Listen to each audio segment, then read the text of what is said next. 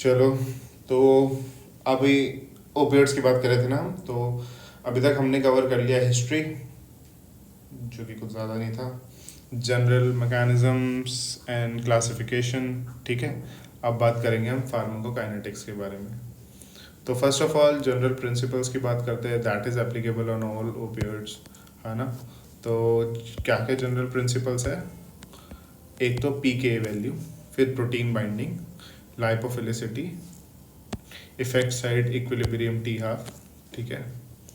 Basically half life to achieve the effect side equilibrium concentration, ठीक है। Context sensitivity, half life आगे बात करेंगे डेफिनेशन की।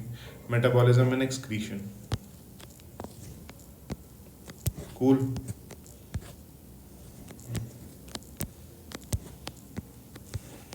फर्स्ट इम्पॉर्टेंट क्या है, ये वर्ड याद रख लो, हेंडरसन हैसेलबैक इक्वेशन, ठीक है। ये हेंडरसन हैसेलबैक इक्वेशन बहुत इंपॉर्टेंट है जहाँ भी हम ड्रग की आयनाइजेशन की बात करेंगे, क्योंकि it depicts how the P K A is related to the physiological pH of the body.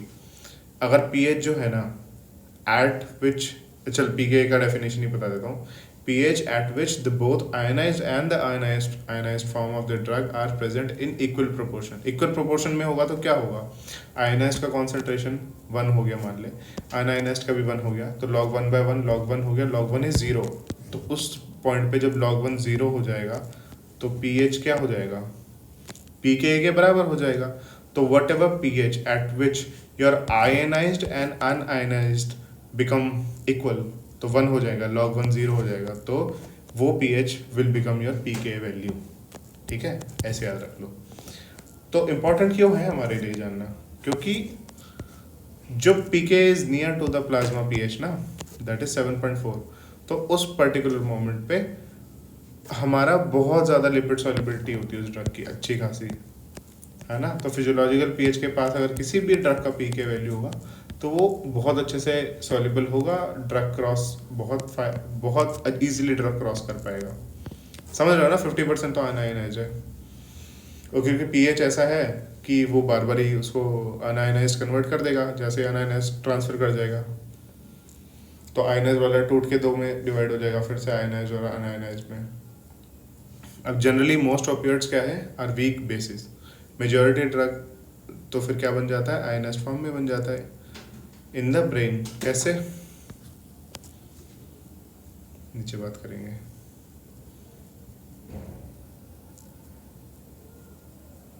हाँ, ये मतलब बता रहे हैं कि बेसिकली वीक बेस कैसे है, कि कैसे अवेलेबल होता है। मॉर्फिन सल्फेट, तो मॉर्फिन सल्फेट में sulphate is a strong acid ना, तो वीक बेस हो गया इसके साथ ही है। सेम फेंटेनिल के साथ हो गया, पर फेंटेनिल सिट्रेट के साथ आता है। तो मेजॉरिटी ड्रग्स जो है आयनाइज्ड फॉर्म में होते हैं। हाँ, तो इस लाइन का मतलब समझ गए होंगे ना आप लोग, कि जो मेजॉरिटी ड्रग है वो आयनाइज्ड फॉर्म में अगर अवेलेबल होगा तो ब्लड ब्रेन बैरियर को क्रॉस नहीं करेगा। ब्लड ब्रेन बैरियर क्या है, it is a tight junction वाला सेल टू सेल जंक्शन के बहुत ही टाइट होता है, तो कोई भी लिपिड सॉल्युबल ड्रग तो क्रॉस कर लेगा, बट अगर वो आयनाइज्ड फॉर्म में होगा, दैट इज वाटर सॉल्युबल होगा, तो वो क्रॉस नहीं करेगा, तो कम पेनिट्रेशन होगी। इसलिए मॉर्फिन की कम पेनिट्रेशन होगी, फेंटेनिल की ज़्यादा होती है, इसकी ज़्यादा लाइपोफिलिसिटी होती है। आगे बात करेंगे उसकी भी। तो यहाँ पे बात कर लेते हैं सबकी पीके वैल्यूज़ की। मॉर्फिन की होती है 7.9। 7.9 का मतलब क्या है, नियर टू द 8 ना, तो 7.4 से थोड़ा दूर है, ठीक है। तो 23% आयनाइज्ड रहता है इस पर्टिकुलर पीएच से अगर डिफरेंस कैलकुलेट करते हैं तो आयनाइजेशन हाई है और लिपिड सॉल्युबिलिटी भी डिक्रीज है, तो स्लो ऑनसेट है, इसलिए 60 से 90 मिनट्स लग जाती है T half of the peak effect value achieve करने के लिए। फेंटेनिल का क्या सीन है, 8.4 है पीएच। एक्चुअली इसमें अनायनाइज्ड फॉर्म कम होगी, बट लाइपोफिलिसिटी बहुत हाई होती है इस ड्रग की, क्योंकि branch chain amino sorry hydrocarbon chain भी ज़्यादा होती है ना इसकी।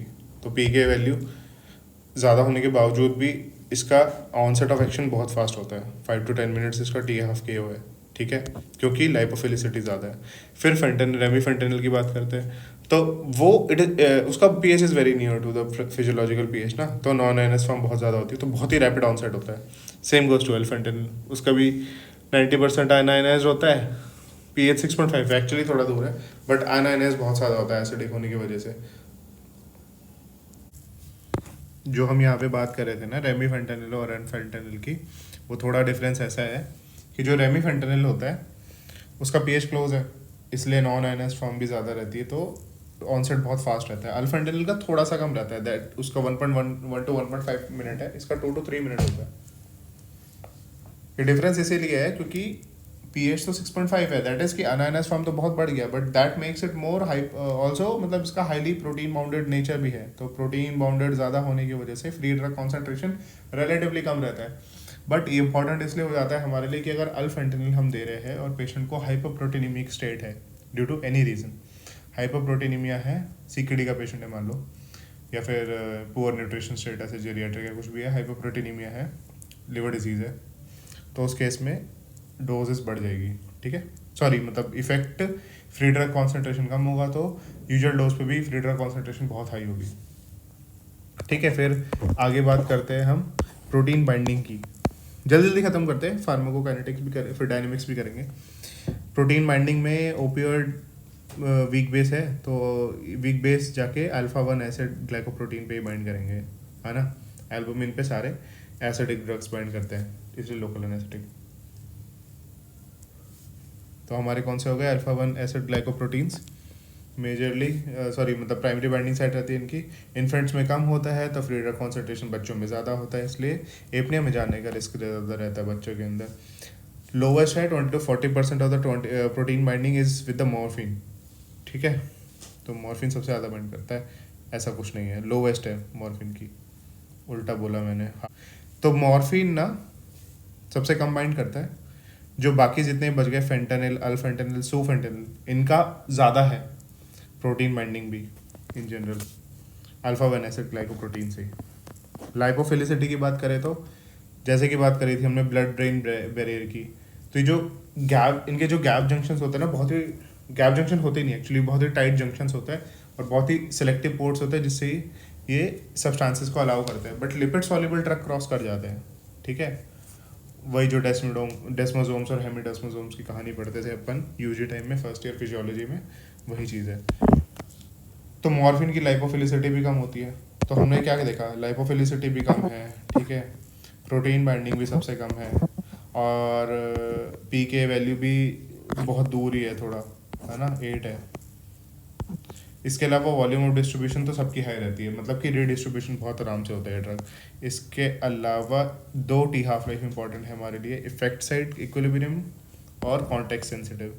इफेक्ट साइड को क्या बोलते हैं हम, time from peak plasma concentration to the peak effect side concentration. ठीक है, तो स्लोवेस्ट किन की होती है, मॉर्फिन, बुप्रेनॉर्फिन, 1 घंटा लग जाता है, 1 से 1.5 घंटा, 5 to 10 मिनट्स। इसीलिए कहते हैं फेंटेनिल शॉट स्टार्टिंग में दे दो, प्री ऑप में आते हैं पेशेंट को, जैसे ही हमने मॉनिटर्स वगैरह लगा दिए तो क्या होता है, जब तक वो ओटी पहुंचेगा तब तक पीक इफेक्ट आ चुका होगा इफेक्ट साइड पे, पेशेंट मस्त सेडेटेड होगा। अल्फेंटेनिल और रेमीफेंटेनिल तो बहुत फास्ट होता है, 2 मिनट के अंदर आ जाएगा दोनों का। ठीक है, और याद है अल्फेंटेनिल और रेमीफेंटेनिल की कहानी बताई थी पीछे, फ्री ड्रग कॉन्सेंट्रेशन फेंटेनिल का कम रहता है। इसके अलावा कॉन्टेक्ट सेंसिटिविटी का मतलब क्या होता है, time taken for the plasma concentration of the drug to drop by 50% after stopping the infusion of the drug. ठीक है, तो वही कहानी है। रेमी का इंपॉर्टेंट इसलिए यहाँ पे क्योंकि इसका irrespective of the infusion duration है, 8 घंटे चलाओ, 12 घंटे चलाओ, 5 घंटे चलाओ, हर बार 3.5 से 4 मिनट के अंदर अंदर सारा का सारा कॉन्टेक्ट सेंसिटिव, मतलब सारा का सारा ड्रग हाफ से ज़्यादा कॉन्सेंट्रेशन अपने आप ही डिक्रीज हो जाएगी। ऐसा क्यों होता है, क्योंकि इट रिक्वायर्स ये pseudocholinesterase and tissue esterases as the enzyme, main enzyme for degradation. ठीक है, इनका मेटाबॉलिज्म वही करते हैं, टिश्यू एस्ट्रेजेस। रेमीफेंटेनिल हो गया, एस्मोलॉल हो गया, ठीक है, और रेमिमाजोलैम हो गया, ये जितने भी नए ड्रग्स आ रहे हैं इनके अंदर सेम ही मैकेनिज्म है, टिश्यू एस्ट्रेजेस को एक्टिवेट करते हैं और एस्ट्रेज इन कंपाउंड को तोड़ देते हैं।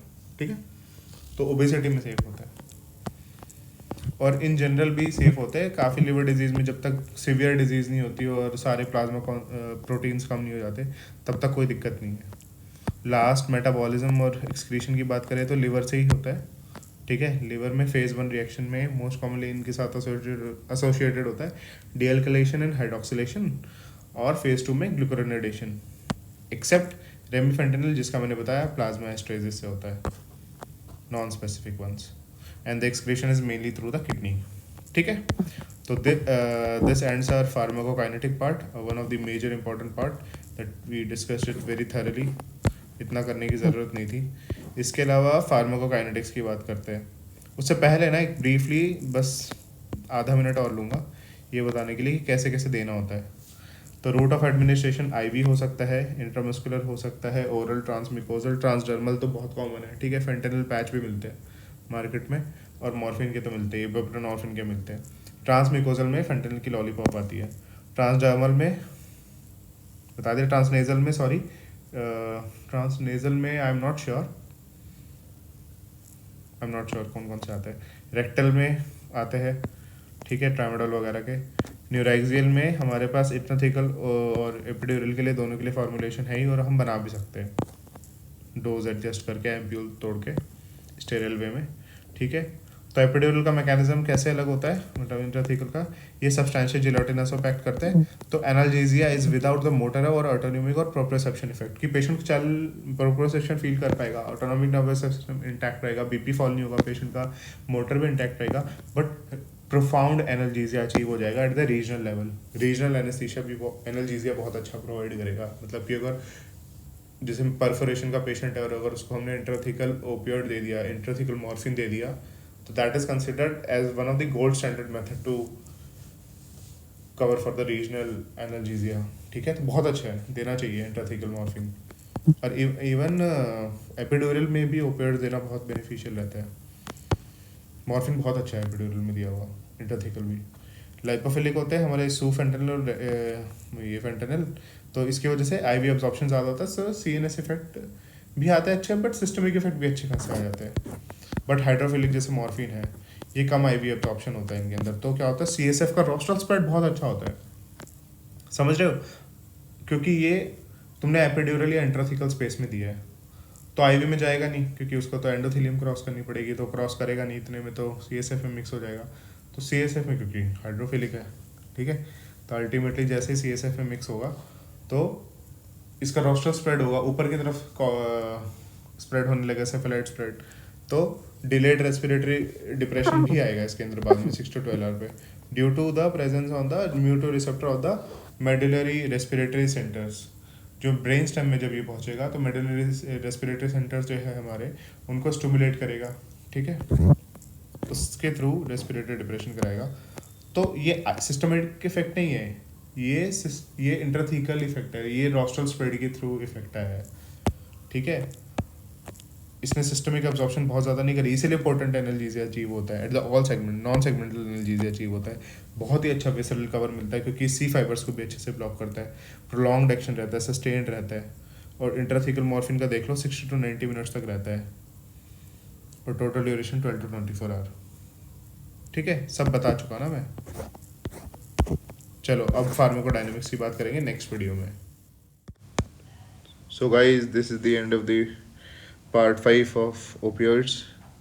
जाके प्लेलिस्ट देखो पूरी, और भी वीडियोस आएगी यार ओपियोइड्स के अलावा, फिर बाकी ड्रग्स भी कवर करेंगे, और एनेस्थीसिया के इन जनरल बाकी टॉपिक्स भी कवर करेंगे। So follow for more that brown anaesthetist, okay. And if you have any suggestions, if you think that I haven't covered things which are vital today our discussion on this topic, so feel free to comment on those things. I will look upon those things and I will add in the upcoming videos, और अलग से भी videos अगर बनाने की ज़रूरत लगी तो बना देंगे। बाकी thank you for watching, like, share and subscribe.